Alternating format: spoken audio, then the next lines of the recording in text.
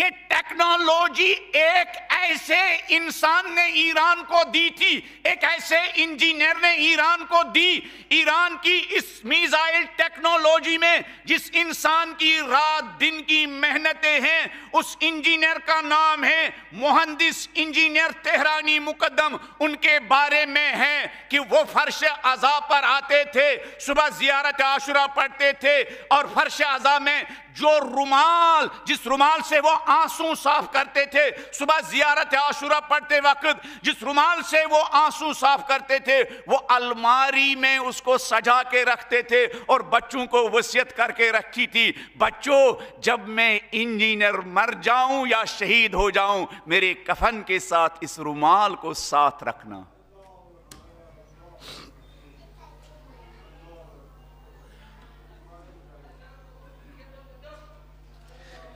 جس انجینئر کو پتا ہے کہ نہیں، جس انجینئر کو پتا ہے اگر مجھے اپنے ٹیلنٹ کو خدا کے لیے، اہل بیت کے لیے اور خدا کے بندوں کے لیے استعمال کرنا ہے، تو مجھے بی بی زہرا کے اس فرش عزا پر غلام اور فقیر و مسکین و لاچار بن کر حاضر ہونا ہے، ورنہ پتہ نہیں دنیا کے ہزاروں ٹیلنٹڈ اور باصلاحیت بچوں کی طرح ہو سکتا میرا ٹیلنٹ زمانے کے یزیدوں کے کام آئے، مظلوموں کو مارنے کے لیے، ہے نا؟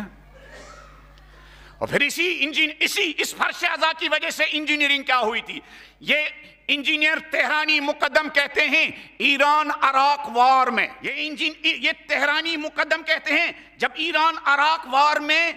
پوری دنیا صدام کے پیچھے تھی اور ہم کسی واسطے رشیا گئے میزائل خریدنے کے لیے،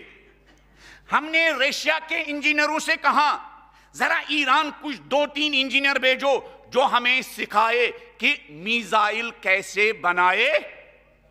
تو انہوں نے ہم سے کہا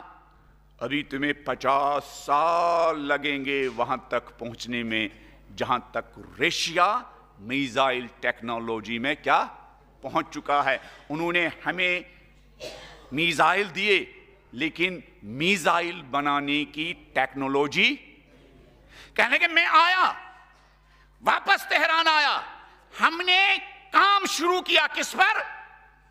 کام شروع کیا؟ میزائل بنانے کی صنعت پر اور میزائل بنانے کی ٹیکنالوجی حاصل کرنے کے لیے۔ بیچ میں ہم پھنس گئے، سمجھ میں نہیں آ رہا تھا آگے کیسے بڑھیں گے۔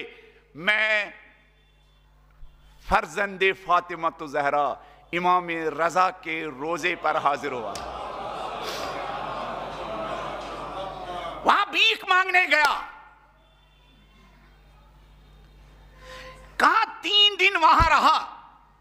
تیسرے دن فوراً میرے ذہن میں آئیڈیا آیا، یہ جس مشکل میں گرفتار ہو چکا ہوں اس مشکل سے نکلنے کا فارمولا کیا ہے؟ یہ شہید تہرانی مقدم کہتے ہیں میری بیٹی بھی تھی ساتھ میں، اس چھوٹی بیٹی کا چھوٹا تھا بستہ اور بیگ بھی تھا، میں نے بیٹی سے کہا ذرا بیگ سے اپنی نوٹ بک نکالو، انہوں نے نوٹ بک مجھے دی اور میں نے وہی امام رضا کے روزے میں وہ فارمولا جو امام رضا کے صدقے اور طفیل میں میرے ذہن میں آیا تھا، میں نے بیٹی کی نوٹ بک پر وہ فارمولا لکھنا شروع کیا،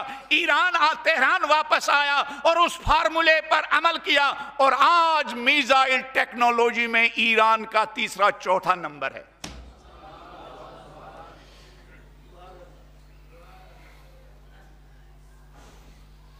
انہیں دین کو امپورٹنٹ ہی نہیں سمجھا۔ اگر ایران کے پاس دین نہ ہوتا، اہل بیت نہ ہوتے، کب کا امریکہ ایران کو کیا ہضم اور کھا چکا ہوتا۔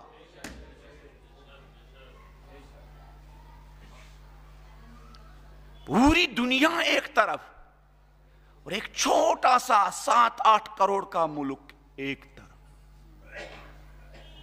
پوری دنیا کے شیطانوں کا ویسا ہی پہرا جیسا نینوا اور کربلا میں یزیدوں، ابن زیاد، عمر سعد جیسے لوگوں کا پہرا تھا۔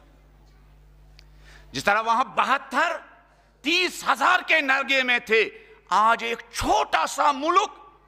پوری دنیا کے شیطانوں کے نرگے میں ہے. 40 سال سے 50 سال سے اہل بیت علیہم السلام کی طاقت کے صدقے، معنویت کے صدقے، روحانیت کے صدقے وہ ملک آگے ہی بڑھ رہا ہے، پیچھے نہیں ہٹ رہا.